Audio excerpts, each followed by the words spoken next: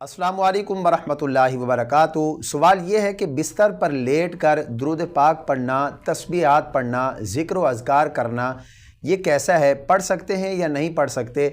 बिस्तर पर लेट कर कुरान मजीद की तिलावत करने के मुतालिक शरई तौर पर हुक्म क्या है? क्या बिस्तर पर लेट कर कुरान मजीद की तिलावत कर सकते हैं या नहीं कर सकते?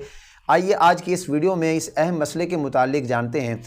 नाज़रीन मोहतरम, बाज़ दफ़ा ऐसा होता है कि हमारी किसी इस्लामी बहन को कमर की तकलीफ़ का मसला होता है, इस्लामी भाई को कमर की तकलीफ़ का मसला होता है, तो वो ज़्यादा देर बैठ नहीं सकते, लेटे लेटे दुरूद पाक पढ़ते रहते हैं और वैसे ही सो जाते हैं, या ज़्यादा देर वो बैठ नहीं सकते तो लेट कर कुरान मजीद की तिलावत करना चाहते हैं। तो इस हवाले से शरई तौर पर हुक्म क्या है? तो याद रखिएगा, बिस्तर पर लेट कर दुरूद पाक पढ़ना, ज़िक्र व अज़कार करना, तस्बीहात पढ़ना, जिस तरह के सुबहान अल्लाह, अल्हम्दुलिल्लाह, अल्लाहु अकबर, ये तस्बीहात पढ़ना ये शरअन बिल्कुल जायज़ है, इसमें किसी किस्म की कोई कबाहत नहीं है। दूसरा सवाल है कि बिस्तर पर लेट कर क्या कुरान मजीद की तिलावत भी कर सकते हैं या नहीं कर सकते?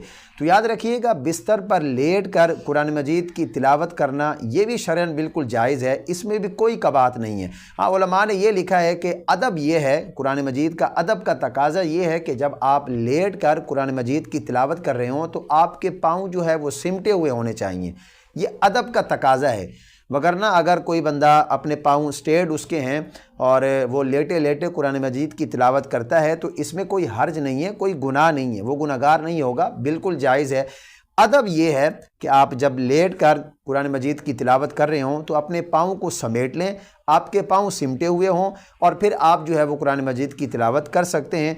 दूसरी सूरत में भी कर सकते हैं, इसमें कोई हर्ज नहीं है। बिस्तर पर लेट कर दुरूद पाक पढ़ना चाहें आप पढ़ सकते हैं, ज़िक्र व अज़कार करना चाहें, तस्बीहात पढ़ना चाहें तो वो भी आप पढ़ सकते हैं, इसमें किसी किस्म का कोई हर्ज नहीं है।